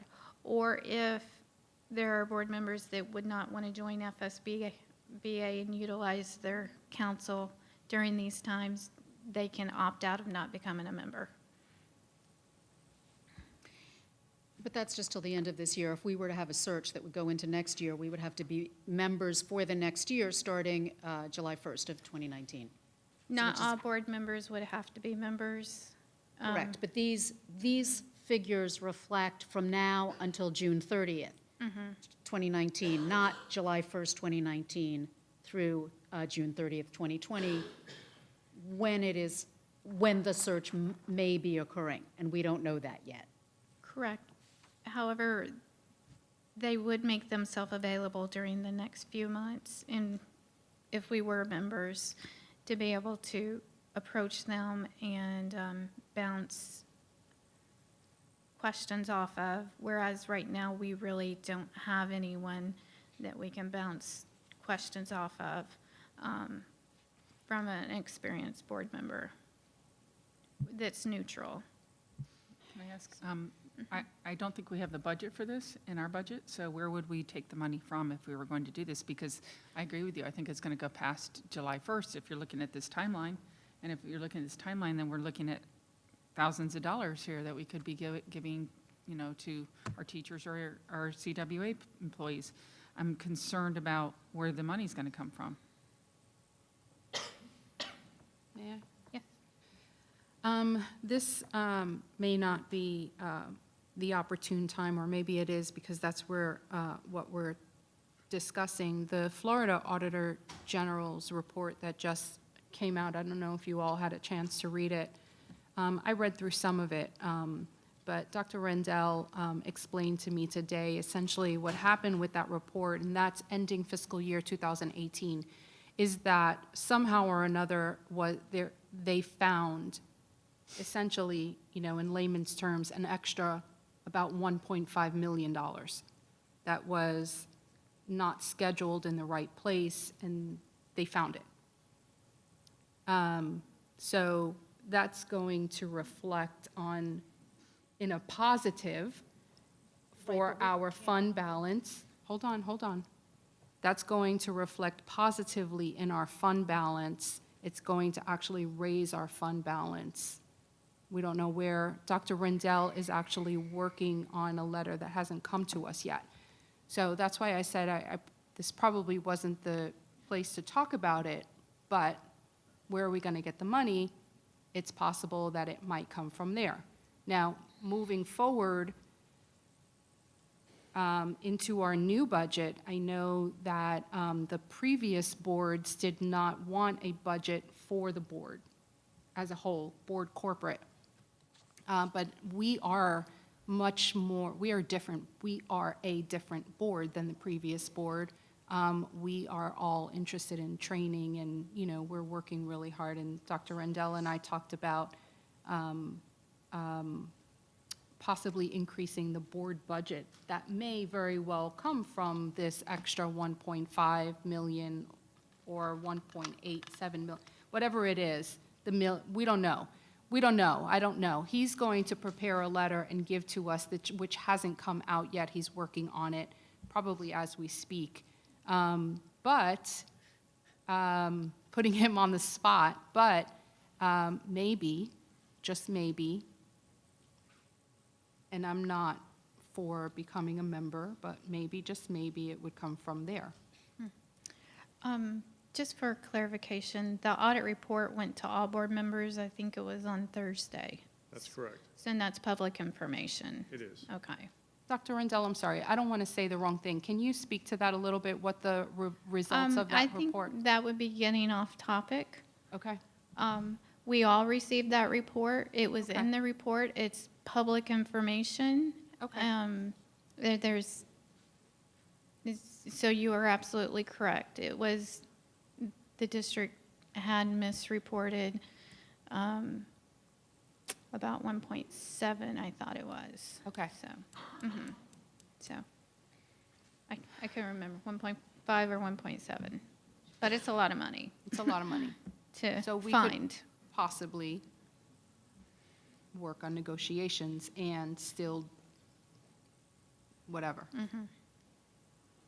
I think that we should bring FSBA in for this preliminary, Q&A session. I don't think it would hurt us at all. We might be able to gather, like I said before, gather some information that, talking amongst ourselves, we'd probably be going around and around in circles because there's a lot of stuff we don't know. But I do know that we need to have these conversations, and I do know that it's important for us to have communication. I think that the turmoil that is being discussed or being brought up may be coming from a place of personal anger that some board members may be feeling or taking it personally. And I don't think that that is a professional way to act. I think that we're here to do the business of the board. And by doing the business of the board, we are supposed to be having these discussions. Whether the discussion happened or was brought up at our board meeting, it was brought up during a discussion period. Whether, we're talking now, this is our discussion time to have board discussions. In the future discussion sessions, they are there for discussion. I hear over and over, I want to have this conversation, I want to have this conversation, and then when we have the conversation, I hear, this isn't the right time to have the conversation, or I'm not prepared to have the conversation. I don't know how to make everybody happy all of the time. I just know that at some point, we're going to have to make an executive decision to move forward with the discussions. So I'm ready to do that, because I think that we're wasting time just sitting here twiddling our thumbs, going around again in circles. Dr. Schiff. I know that the agenda for next Tuesday's board discussion was being completed today. I don't know what anybody put on it. If I can ask if anybody put a conversation about this on it so that we know we're going to talk about it, because I would be happy to cede my time or anything that I put on it to have this conversation, but I don't know if I've missed the deadline for that because of when it has to be noticed. So if it's already on the agenda, I'm happy to cede anything that I was going to talk about to have this conversation. If it's not yet on the agenda, I don't know if we're too late for next Tuesday, but maybe somebody can clarify. Can we amend our discussion item?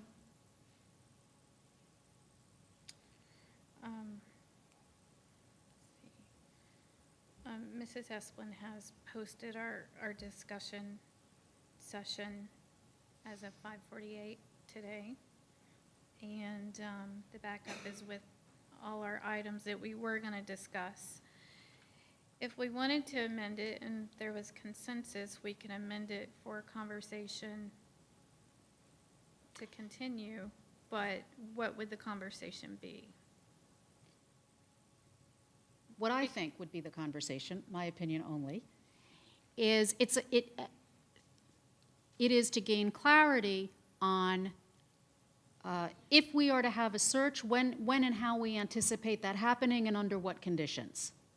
That's probably wordier than it has to be. But we can't just leave this hanging out there, right? We have to come to some consensus about if we want to do this, when and how we anticipate that happening, at which time it may or may not be appropriate, or we may have consensus about bringing in FSBA for a conversation. I don't disagree that it's appropriate to talk with experts about how this process goes. But until we can give those experts some direction about what we're looking at and what consensus we have, I think it is incumbent on us to achieve some consensus as a board about what we want moving forward, to then give direction about what kind of conversation we want to have with FSBA or anybody else. Can I make a suggestion to that? Dr. Vogel does not live too far away. If I was to reach out to him and ask him if he could come in for 40 minutes in the beginning so that we could give him direction on what type of conversation we would like to have with them, and then they could prepare a conversation and bring it back to us at another date. I still think we have to get our collective act together first. We have to achieve consensus as a board about what we want to do moving forward. Then we can engage others in helping us do that. But the conversation is not with somebody else to tell us what we want to do moving forward. It's what do we want to do, and then how can we get support from others to assist us in carrying out whatever is that mission. Okay. So why can't we do that now? That's what we're here for now. Because we're not noticed for that right now. We're noticed to are. have, We're noticed to talk about the Timeline process, and process. the timeline and the process. That's our discussion right now. well, you We're got, here you tell for me. this now. That's what we're here to do. This is what I'm concerned with, that we keep wasting time. That's what it was noticed to do, to talk about the search and what we want to do. This is the time. The conversation about the superintendent's contract is a slightly different conversation. No, I didn't say the contract. But if we're talking about when a search is going to happen, it's either going to happen June after the termination of the current contract. after June 30th, and we're going to see the current contract through, or we're going to make a different decision. That's the conversation to have. That's the conversation. That's what you want to have. So the conversation we need to have is, are we going to start a search upon termination of, upon the, well, couple things. Are we going to start a search after this contract ends? Are we going to extend this contract? Are we looking at terminating with or without cause? Is the superintendent have any intention of resigning? Those are 5 separate possible things that could happen, right? Some of which are in our control, some of which are not. For the things that are in our control, it's incumbent upon us to have that conversation. There are a few things that are not in our, whether the superintendent chooses to resign or not, that's not necessarily in our control, right? But the other things are. I think that's the conversation we need to have before then deciding when and how a search is going to happen. So so what I'm hearing, if we, when we have that, well, now is the time to have the conversation because we're here during discussion time about it.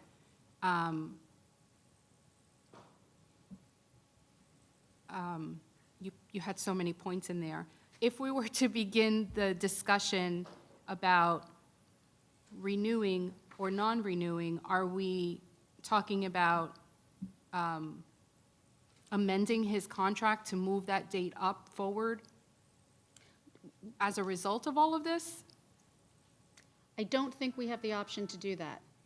He can resign. We can amend his contract anytime. We can, by Can we consensus. change the date of his contract? We I'm can not clear we can amend. do that. I didn't say change, I said we can amend, but well, let's ask Suzanne. That's what I'm asking her right Oh. now. Go I'm ahead. sorry. I was asking So that sorry. right I can't now. listen out of both ears at once. I'm sorry. I'm sorry. Could you repeat the I'm question? sorry. Mrs. Dr. Schiff and I were talking. ma'am.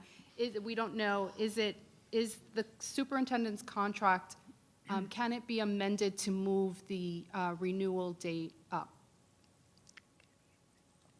Can we amend his contract with regard to his renewal date? Are you talking? Extension of the contract? Okay, the way the contract is That's what we're currently just talking worded about? is, That's what you're talking about. That wasn't what I was talking Well, about. we were just questioning it. Yeah, go ahead. I'm not suggesting it, we were just questioning that, were we not? I thought I knew the answer, Okay. but I could be wrong. the way the contract is worded, it's a not to exceed date, so the board must make a decision by the July 2019 date whether it wishes to take some action with regard to allowing the contract to extend or to stop the contract from extending. So can that happen any time before July? Yes, yes, ma'am, but it may not happen after that date, because once that date is upon us and if we've taken no action, then it automatically extends. So essentially, it could happen tomorrow, and we're not violating the contract.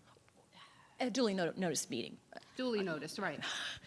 But then that would mean, but then we could do that with or without cause, is that correct? That has something to do with cause or no cause. Allowing the contract, it's a different section of the contract.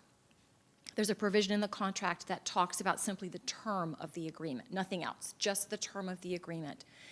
And whether there's a time period for the board to specifically take action, or a deadline, if you will, to allow the contract to extend for another period of years or to stop the contract from extending for another period of years. It has nothing to do with cause or no cause. It's just the term of the agreement. Okay, so if we were, let's just hypothetically throw something out there. If we, as a board, decided to non-extend the superintendent's contract beyond the 2020 school year, that could be done at any time. At any time prior to July July. 31 of 2019. Okay. And if we wanted to extend his contract beyond 2020, that could happen at any time prior to July. If you wish to affirmatively do it, you must do so prior to July 31 of 2019. If you take no action by July 31 of 2019, the contract automatically extends for another year. So it would automatically extend through 2021. So, Madam, thank you, Mrs. DeAgresta. Madam Chair, are you still talking? I'm not, what do you mean, am I still talking? I didn't know if I took up your time. No, so I need to know, have a is question. that, There's two totally different things being talked about in this Okay. conversation, and I think those need to be distinguished. exactly. So I, One is a conversation about, are we extending beyond the 2020 date? We can choose to either extend beyond that date or not. Either way, we're not changing that date. That date is firm. Either by affirmation or not, we say, yes, we'd like the superintendent to continue beyond June 30th, 2020, Or or we not. say, we are not going to renew the contract beyond. That's a totally different conversation than are we terminating the existing contract. Completely different conversation. And the two ways we can terminate the existing contract are either with or without cause. Those are the options. The third possibility is the superintendent might choose to resign. Those are our options. We can't like change the contract midstream. Can I?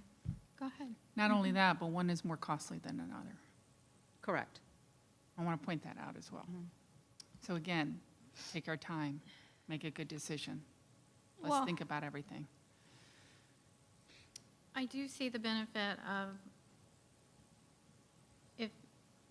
if it's the board's will not to extend his contract to beyond June 2020, to give him that information now, because it might be relevant to if he wants to accept an offer or not elsewhere. May I? Again, I'm going to reiterate, I don't think this is the time, and I'm not ready to make that decision right now. No, and I'm not asking for that Okay. right now at all. But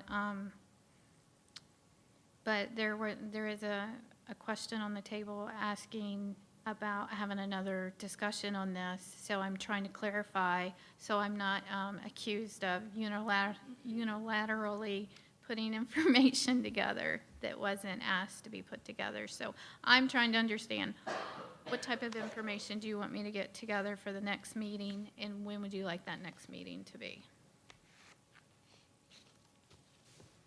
Mrs. Zork, you expressed an idea about having Dr. Bill Vogel come and speak to us. I'm going to just say I'll be very surprised if Dr. Vogel, would like to come and address this school board considering some of the things that have been discussed today. He's a man of great integrity. We currently have a superintendent who has a contract until 2020. As Dr. Schiff, has pointed out, we have not chosen to terminate the contract with or without cause. The superintendent has not resigned. He has not given notice of leaving, and we have not given him notice in any way. You did ask for the superintendent's resignation at our last meeting. I do not believe there was consensus for the board as a whole to ask for that resignation. Going forward in this manner, I believe, is premature. And as far as gathering information or having FSBA come in, I agree with Dr. Schiff and Mrs. Barenborg that I do believe that we are putting the cart before the horse. I believe those are Mrs. Barenborg's words, in moving forward in this way without any definitive action on behalf of the board and a legal vote to move forward in this way. Can I just clarify something? I had talked to Andrea Messina, and before Andrea called me back, she watched the entire 2-hour discussion. And Dr. Vogel also reviewed the discussion, and Dr. Vogel also reached out to Dr. Rendell and let him know that I was talking with him. And so Dr. Vogel is more than happy to come and speak with us. He was more than happy to come today, but out of professional courtesy, we wanted to let the board know that they were willing to come and speak to us, and so that's why I waited to bring them in, because I wanted to make sure that I had consensus of the board to bring them in. So they're very well aware of this. And this transitions for districts is, it's not uncommon to them. It might be uncommon to us, but it's not to them. They're the professionals, they're the experts on this. So that's why I had reached out to them for additional questions. So, Dr. Schiff. I think we need to get this resolved. Whether we do it now or we do it at our board discussion next Tuesday, we need to have real clarity on how we're going forward. We can have that conversation now. We're 6:20. Technically, we have 10 more minutes. We can keep going. We can't keep going, actually. I do have an obligation. I'm sorry. If we want to have this conversation, whether or not we want to have it, we need to have it. We need to have it, and we need to have it sooner rather than later. We need to put it to rest. I am sorry about the timing. I think our timing is unfortunate, frankly. However and why ever that happened. That said, we need to have this conversation. We need to get clarity. We need to attach numbers. We were all sent an email about some costs, as Mrs. Barenborg said. If we were to choose to terminate the contract, I'll put it out there, that's about an $80,000 decision. If we go forward to June 2020 and decide not to renew, that does not carry that same price tag. Each of those decisions carries implications for a search and a timeline. And if we decide to extend the contract, that's a completely different conversation. So unless we have clarity on those things and unity as a board and consensus or a vote, obviously we can't vote at a board discussion, we can only vote at a business meeting. But until we do that, that to me is an important step. I agree with Mrs. Rosario that how all of these things happen are not mutually exclusive. But really, let's just have the conversation. Let's have it. We can't not. We can't not at this point. We've now spent 2 hours today and some amount of time last Tuesday. We need to complete the conversation and then as a board, decide who we're going to be moving forward. Who are we going to be as this board? And how are we going to show the district, the community, FSBA, and anybody else who's watching who we are as a board? Thank you. So It's my fine. understanding, you want to have a conversation about the superintendent's contract. Yes. Okay. Do you want to have that conversation on Tuesday morning? Or do you You mean want, Tuesday afternoon of the board discussion? do we want to keep our items of discussion that we have already prepared that agenda for? Or do we want to have this conversation that morning starting at 10 to 12 or 9 to 11:30? Or, I'm open. I'd like to hear from my fellow board members on that as well. I'm good with it. Good with what? I'm good with meeting on Tuesday, today, tomorrow. Anytime you call the meeting, I'm good to meet. And discuss and talk and make decisions. Yeah. okay. So our discussion items for next week, I'm willing to table mine. Okay. So if we can keep the time where it is, I'm fine with I'll secede my time and let's have this conversation that we have to have. I absolutely agree with you. Yeah, I'll cede my time too. I'm Okay. fine with that.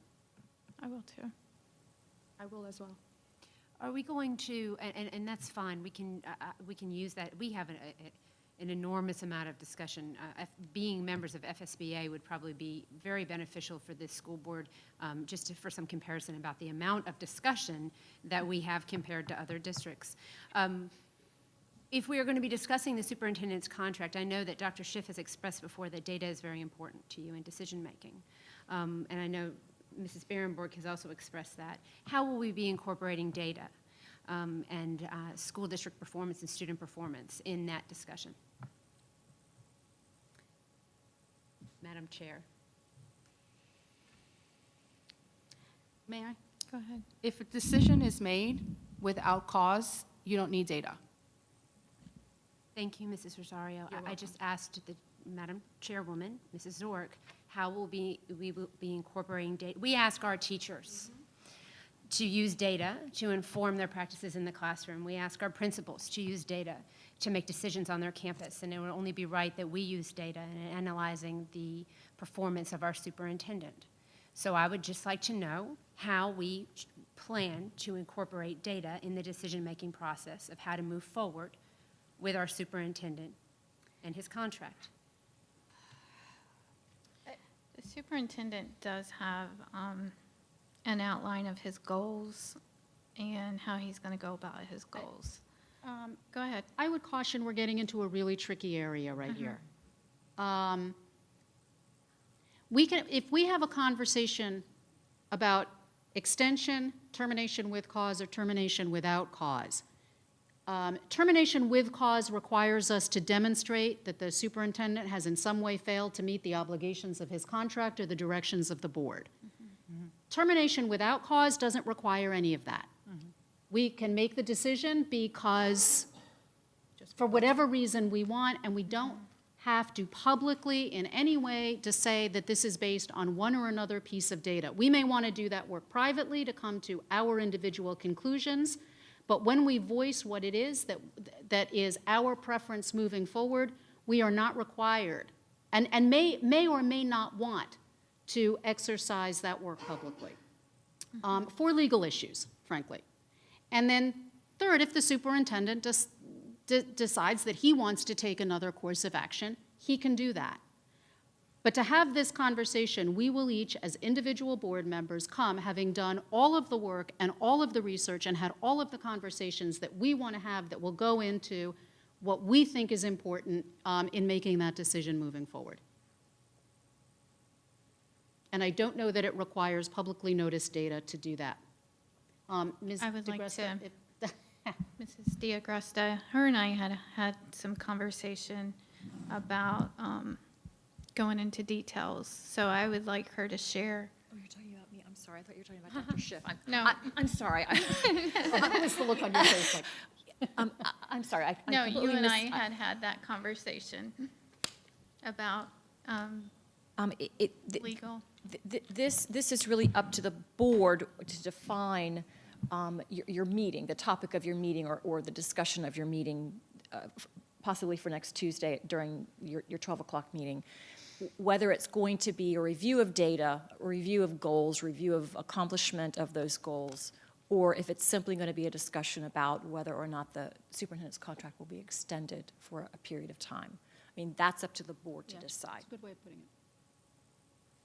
it. What are you going to talk about? That's up to you. So coining it as superintendent contract encompasses, because I don't know what Mrs. Rosario or Dr. Schiff Right, or absolutely. well, I think I know what Mrs. Justice is thinking, but Mrs. Berenborg, I don't know what they're thinking. So how can we, I don't want to pinpoint them to that at this moment. I feel like we should just have the conversation about the superintendent contract, and we have the 3 hours to discuss it.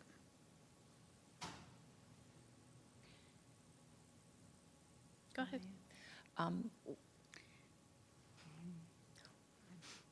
What I think I heard from a few board members as far as the scope of the discussion is what lawyers call the term of an agreement. Another way to say it is the duration of an agreement, the amount of time on an agreement, whether it's a year, 2 years, 10 years, the term of the agreement. So if that's what the board is looking to talk about, then I would suggest that the agenda item would be a discussion of the term of the superintendent's contract. If you also wanted to go into what my lawyer had, to me, is a slightly different discussion, and that is the termination of a contract. In my mind, it's two different things. The length of a contract is one thing. How you may want to terminate it early or extend it beyond its term is another. So I don't want to put a limit on your discussion. I don't know where you're going with it. And I don't want to put the limit on it either, because I don't know where, Could you maybe, Suzanne, in light of, Ms. DeGresta, No, that, Susanna's fine. in light of that, could you help us with language that is the broadest possible language to have that conversation? Because none of us knows how that conversation is going to go, frankly. If you're just looking for something very, very broad, it would just be the employment contract of the superintendent. And then everything is up for discussion. I think it's important to keep it as broad as possible. Yeah. I have a question. And, well, never mind. oh, go ahead, Dr. Schiff, what were you going to say? Two things.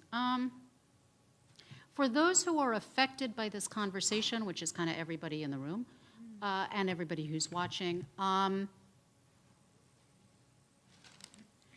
I want to both apologize for any distress that may cause you at the moment, and I want to assure everyone that we will, moving forward, be as responsible to the district as possible, as responsible and compassionate and considerate of everybody in the room, in the conversation, and make a decision that best serves the district and the students and the families of this district.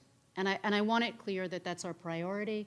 And I also want to ask that the media please be responsible in reporting this conversation, in any conversation moving forward. These are difficult enough conversations to have. They are difficult in the community, they're difficult in this room, and they're difficult with everyone who's affected. And I would really like to ask everybody in the community to please be as cautious and compassionate and as responsible in how they have these conversations in public spaces. Go ahead. I have a question for Mrs. DeAgresta. Because our Tuesday discussion session has already been posted, is it, We can amend it. we can amend it for that? But we haven't got confirmation from Mrs. Justice if she will allow us to utilize her two discussion items. Oh, I'm sorry, you did. I did say that I would be fine to do that. Okay. Mrs. Sork, perhaps you didn't hear me.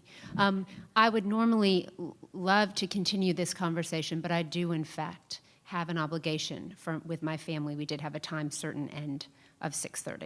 Okay, well, this is an important conversation. It is absolutely important, and I am glad that we have come to set some time aside to have this conversation on April 9th. Thank you, Mrs. Sork.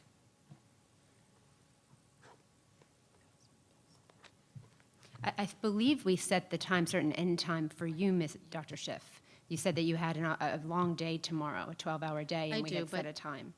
but I'm I'm here. just I mean, being it's not- respectful. Yeah, Okay, so at this time, where we are today is that it seems that the board wants to actually have a conversation about the employment contract of the superintendent, and we are going to actually dive into that discussion on, what is that date? April 9th. April 9th at 12 o'clock. And it's an informal discussion like this is here. So we are going to continue this, and I'm sorry, what's the difference between an informal or a formal discussion? we're not think- voting. we're not voting. But if we're talking about his contract, to make the decisions that we're talking about making, could that happen at that meeting? No, it will not happen at that meeting. We would, we would never make an action at a discussion session. It would have to be, like I said earlier, under an action item. During a board business meeting, it would have to be properly noticed before we could ever take action like that. But we can decide if we're going to take That that action. direction and put it on the agenda for a vote. Okay? All right, so that's where we are today. We're going to expand this conversation until April 9th. Thank you. Thank you.